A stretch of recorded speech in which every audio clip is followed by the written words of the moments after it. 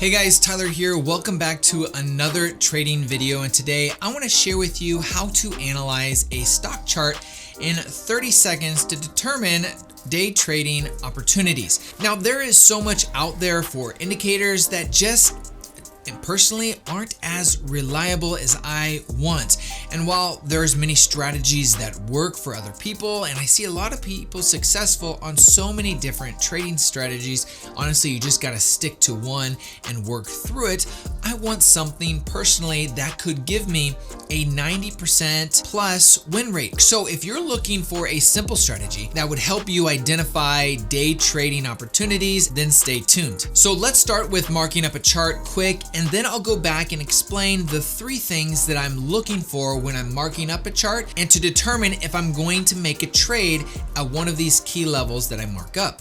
Now, just for transparency's sake, I did take a look at this chart before the making of this video because I wanted to make sure that the video that I'm making for you to give examples of key levels and key support levels and how to mark up a chart is very clear and understandable. So let's go ahead and take a look at the chart. Okay, so here's the chart. Now I'm looking at, this is today's market, just to give you a reference, it's January 24th.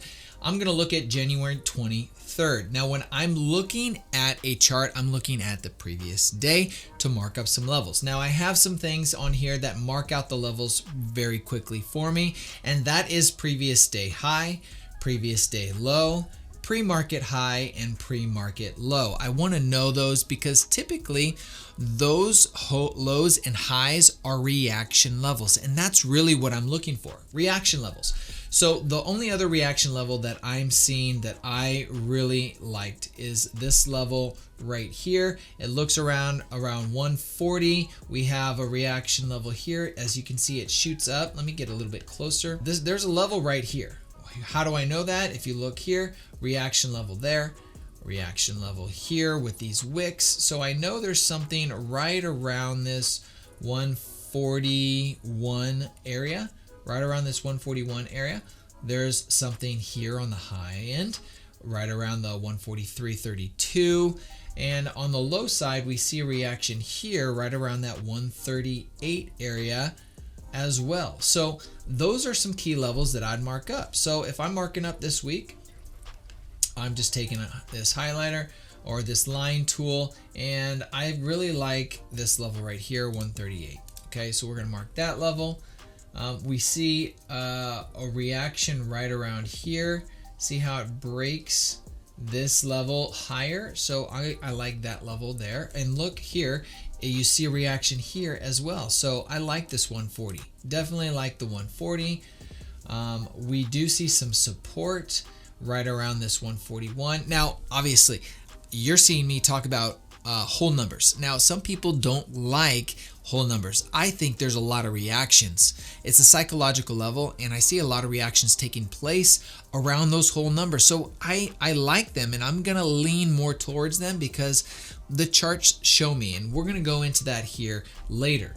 Now, we're seeing a rejection on this high side right around the 143 area. Now, it's not as clean. We do see some activity above it, but I potentially could see there. So right away, we got three levels that we can take a look at. And so now I want to go over the three things that I'm looking for to see if I'm going to take a trade at these levels. Now, as you can see, this is very clean. I only used levels. You can use zones, supply zones and demand zones. So supply zones are the tops of charts where supply is coming in to push the market down, and demand zones are areas where it's going to buy, you're going to demand to purchase shares is going to shoot the stock up. Now I look at these for the reaction levels, and so let's go over the three things that I'm looking for, and let's look at the chart and see how it correlates. The first thing that I'm looking for when I'm looking at a chart is price action. How is the price reacting to a certain level? So let's look at this right here. How does this react to this level? We see it shoot up and it stops. We see it go through and it comes right back down. That tells me there's a lot of sellers in this area, and when the sellers are removed, guess what could happen? an explosion through that price. And that's what we see at this 140 level. That's why I like it. So let's see if it continues on down into the next day. Okay, we come down, we're close to it, but we don't necessarily react to it. Let's keep going. And we dip beneath it pre-market, but guess what happens right near the open? We bounce off that and we shoot up higher. That tells me it's a reaction zone. So if I'm on, today's the 24th, the 25th, if we come back to this level, this is an area that I'm gonna wanna keep an eye on because of the price action that I've seen in previous days. Now, number 2 is the key levels. I am not going to take a momentum trade that is not near a key level that I've indicated. Now, could I find key levels later on throughout the day?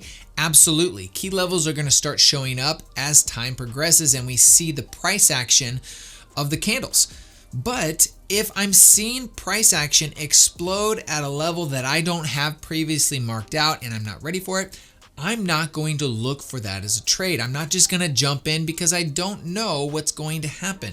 I know that there's reactions happening at these key levels. So price action, what's happening around those key levels, and then the key levels themselves are another factor that I'm looking for when I'm going to take a trade. Now, number 3 is the most important factor, and that is momentum.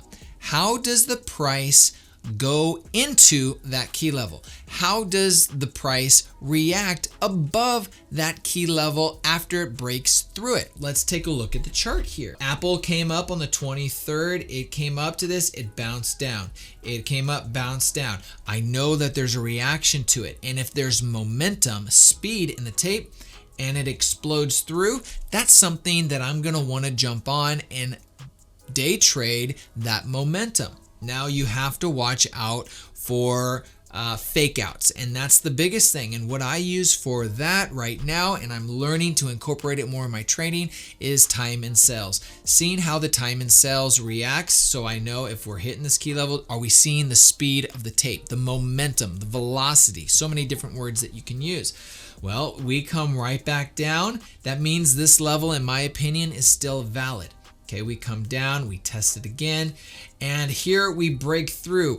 It's right around, it could still be a fake out. However, the next candle shows up and we're still seeing the strength.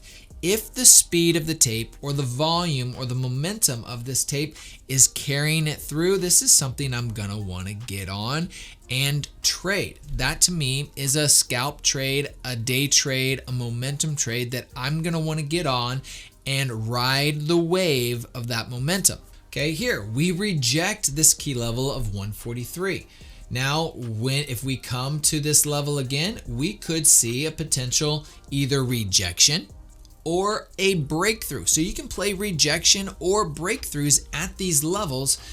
I am focused on the breakthrough because I have, right at this point, have been burnt many times on the rejections and thinking it's going to reject. And so I'm focused on mastering the breakthroughs. Once I master that, I will master the breakdown of that key level or the rejection of that key level. So when I'm looking at levels, those are the factors that I'm looking for. Okay, so let's take a look at SPY here real quick. If we're looking at SPY, I had some levels right around the 399 that I saw from some previous day price action. It was responding to this. It broke through a little bit right here, but I'm like, it could potentially react to this level here. And sure enough, that's exactly what happened. Let me zoom in a little bit closer and show you what happened. We came in, we broke the level a little bit, but we came back down and we started testing this again. And we broke through, came back down. I'm like, we still have a legitimate level that we could break through on. And if you look at this level, it has a large reaction through there. Now, you have to watch out for the fake outs. Those are the things that you're going to have to master is, did the momentum justify you getting in? In this case, it may not have justified, so you can't take every single trade. Let's look at the breakdown. It's coming down. It comes down, it hits this key level 400 and it drops. That's something that you could have caught on the way down. Looking at key levels, it gets beneath it. I probably would have traded under beneath the 399 level and played this downside. Now, I wasn't watching this, I wasn't here for this, but that is a level that you could have played. Moving on, you could looking at 398. This is a great level. I really like this level. Why? We came down, we reacted to it. We came back up and we reacted again above it, came back up, and then we powered right through it in a single candle for a great day trade scalp.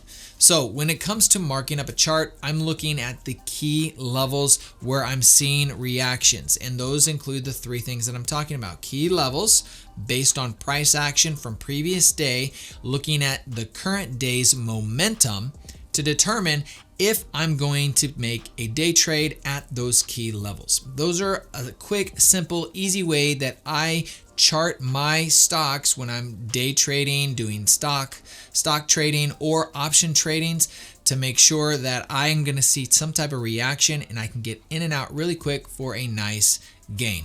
Thanks for watching, guys. If you like videos like this, be sure to subscribe, like this video, and we'll see you in the next one. Take care.